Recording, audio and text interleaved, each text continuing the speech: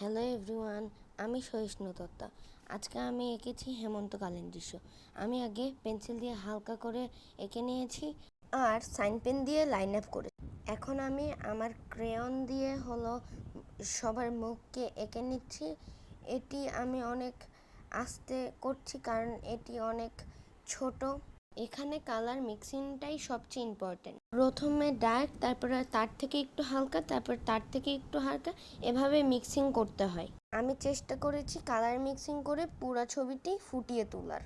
এখানে আমি আমার টিচারের ছবিতে দেখে নিজে নিজে কালার করার চেষ্টা করছি।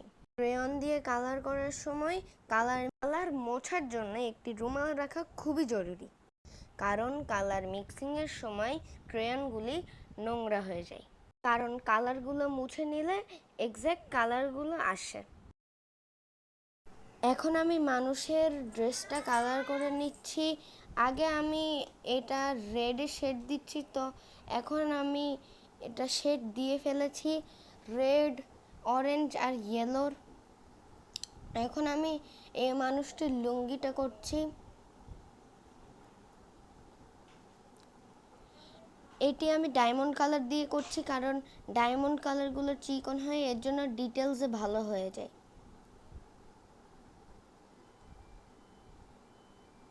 এখন আমি আরেকটা মানুষের সেমভাবে সব কিছু করে ফেলেছি, কিন্তু ব্লুয়ের শেড আর গ্রিনের শেড।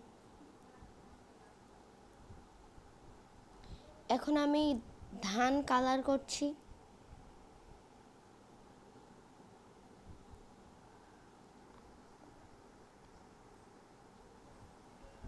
ধানের শেড হলো বাদামি দিয়েছি আমি।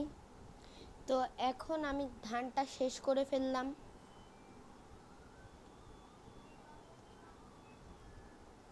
এখানে একটু ফাইনাল ডিটেলস দিচ্ছি। এখন আমি পেন্সিল দিয়ে এই ধানটার ডিটেলসগুলি দিয়ে দিলাম, যেমন দাগ দাগ।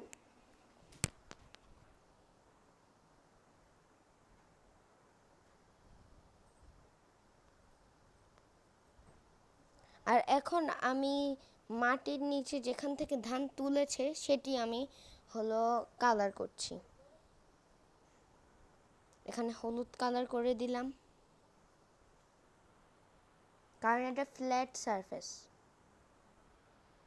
এখন আমি আমার রোডটা করে ফেললাম।